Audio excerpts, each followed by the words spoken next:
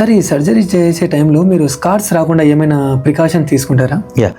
Tummy tuck సర్జరీలో అంటే compulsory ఒక scar అన్నది వస్తుంది.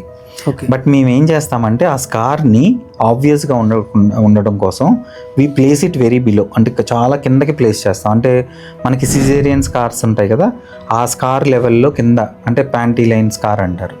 అంటే అండర్వేర్ కానీ ప్యాంటీ కానీ వేసుకున్నప్పుడు అక్కడ హిడెన్ ఆ స్కార్ హైడ్ అయ్యేటట్టు అంత లోగా పెట్టడం జరుగుతుంది. అండ్ సర్టన్ టెక్నిక్స్, అంటే యాజ్ అ ప్లాస్టిక్ సర్జన్స్ మేము ఏంటంటే ఫైన్ సూచరింగ్ టెక్నిక్స్ వాడడం ఒకటి. ఈవెన్ ఆఫ్టర్ సర్జరీ కూడా మేము we advise them scar treatments. కొన్ని స్కార్ ట్రీట్మెంట్స్ ఉంటాయి, silicone gel sheets, silicone ointments, ఇవన్నీ అడ్వైజ్ చేస్తాం.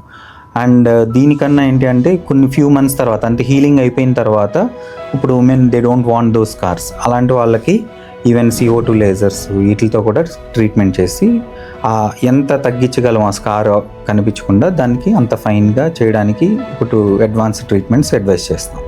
ఓకే.